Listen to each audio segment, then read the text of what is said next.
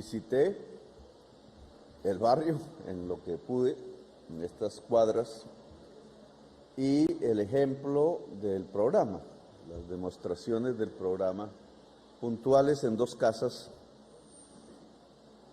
y tendría que, digamos, expresar mis opiniones al respecto. Indudablemente Cartagena es una de las ciudades más desiguales socialmente del mundo.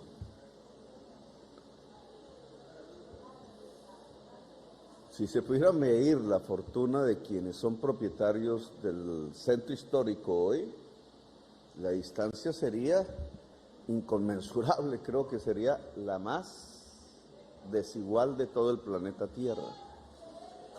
En general, el DANE no hace esa comparación, compara más con los cartageneros, el 10% de la población más afortunada. Aún así, da una desigualdad social enorme, pero si comparáramos con el jet set mundial que se ha apropiado, comprándolo, el centro histórico, las distancias serían terribles desde el punto de vista económico y social. En general, esas personas no tienen ni idea siquiera de la existencia de este lugar y de lugares como este y de lo que pasa y de lo que vive cotidianamente la gente. Y es, digamos, en medio de esa desigualdad donde deberíamos pensar el cómo se supera la pobreza. Un problema complejo, indudablemente. Aquí no vamos a dar cátedra de algo que en realidad solo parcialmente conoce la humanidad. Incluso en unos tiempos en donde en lugar de disminuir la pobreza, lo que ha es aumentado. Sea por el COVID, sea por el mal tratamiento del COVID, sea por el precio de los alimentos que se elevó por la inflación mundial, por una parte, pero esencialmente porque decidimos importar desde hace décadas los alimentos estratégicos como el maíz o los agroinsumos estratégicos como los fertilizantes. Y el resultado final es que en el supermercado cada producto agrario nacional o importado vale una cantidad que ya mucha gente no puede comprar. Y eso implica el incremento del hambre, un incremento del hambre sustancial. Da hasta tristeza ver los cuadros, las estadísticas, pero peor aún vivirlas, verlas en el Pozón, en muchos lugares de Cartagena y de Colombia. Y como somos gobernantes, pues hay ahí una responsabilidad, porque sobre nuestros hombros recae el deber, la obligación, el deber ético incluso, de construir una política que en realidad pueda hacer superar la pobreza a millones y millones de colombianos, reducirla lo máximo posible en el territorio nacional. Y aquí entonces empiezan a cruzar varias tesis, ideas, incluso a veces se han colocado como antagónicas y son complementarias. Una, bueno, si en la ciudad de Cartagena, por ejemplo, hay un círculo muy poderoso y muy rico, que incluso no es nacional, pero que tiene propiedades en la sociedad de Cartagena, que de vez en vez utilizan en vacaciones, en matrimonios, en sus descansos, porque no tienen un impuesto predial muy alto, de tal manera que pudiera transferirse ese dinero que se convierte en dinero distrital hacia los barrios más pobres de la ciudad.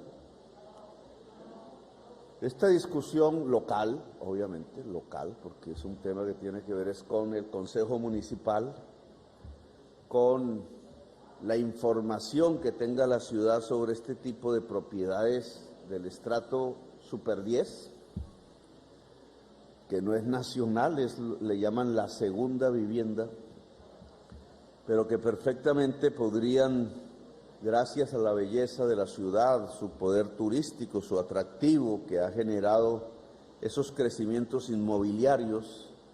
Alguna vez hablé de los hoteles por el lado del Hotel América y otros, en una manifestación que hice con la población negra allá en campaña. Se me volvió un escándalo porque mencioné cómo esos hoteles avanzaban sobre territorios que son realmente territorios negros, pero que ese gran negocio, porque lo es, no le aportaba mayor cosa a los habitantes de los territorios negros, a pesar de ser los poseedores y propietarios legítimos de la tierra. Cartagena, en cierta forma, ha vivido, como desde sus inicios, una especie de exclusión brutal que incluso es étnica.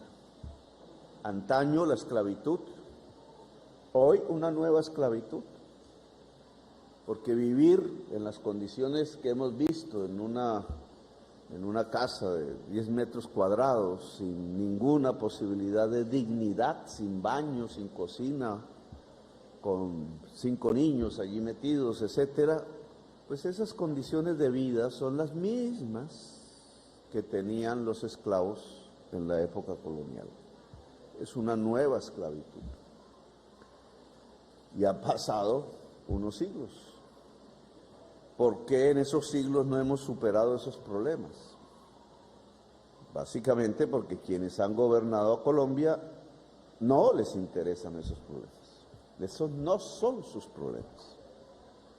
Sus problemas tienen que ver con el centro de convenciones, tienen que ver con una especie de gueto en donde se pueda mostrar al mundo una belleza que está rodeada completamente como una isla de pobreza, pero eso no lo sabe el mundo. Y entonces, esas riquezas pueden dar unos recursos que pudieran permitirnos los fondos para sacar de la pobreza a través de disminuir las necesidades básicas insatisfechas de la población. Si esto lo trasladamos a nivel nacional, hoy se está presentando un ejemplo, un camino, ojalá se concrete, porque hemos presentado al Congreso una reforma tributaria, es decir, de impuestos, que va hacia los sectores más ricos de la sociedad colombiana, hacia los banqueros, hacia los petroleros, hacia los carboneros, hacia un mundo empresarial muy poderoso que se llenó de gabelas, de privilegios tributarios que la demás gente no tiene, con el afán de conseguir unos recursos que aumenten la capacidad de pago de la nación, pero fundamentalmente que puedan ser invertidos en una serie de programas que beneficien directa y cotidianamente a la población más pobre del país.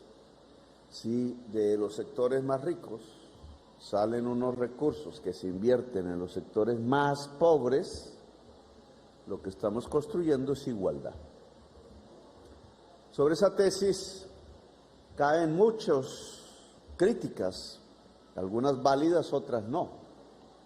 Las no, es que ustedes creen que los pobres quieren todo regalado, dicen por ahí, y hasta agregan una frase que dice, trabajen vagos, decía una señora muy famosa, ella sí muy rica, y entonces se considera que ese ejercicio, que es lo lógico en un pacto social, lo lógico si se quiere la paz, que es que los sectores más afortunados económicamente, a través de sus impuestos, puedan transferir parte de esa riqueza vía el Estado a los sectores más débiles de la sociedad colombiana, es un camino efectivamente para construir una equidad y la paz. La frase es injusta, porque si volvemos a la época de la esclavitud, encontraríamos que los descendientes de los esclavistas son precisamente los grandes afortunados de hoy, y los descendientes de los esclavos son precisamente los excluidos de la sociedad colombiana. Es decir, que no es porque alguien sea más capaz que otro el origen de la desigualdad, sino porque simplemente se ha perpetuado a través del tiempo y de los gobiernos una estructura que inicialmente fue excluyente, violenta y profundamente desigual, ni más ni menos que la estructura de la esclavitud. Es que jamás a los descendientes de los esclavos se les entregó la oportunidad para superar los problemas que dejó la esclavitud.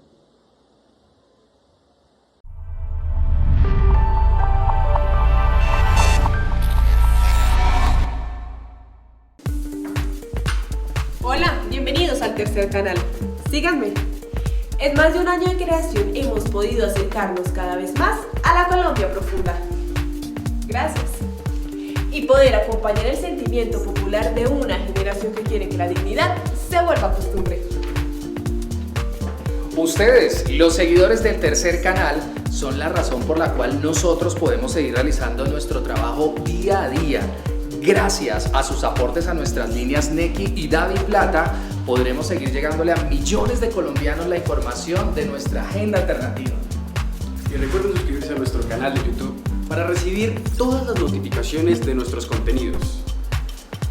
Somos el Tercer Canal, la voz de los que no tienen voz.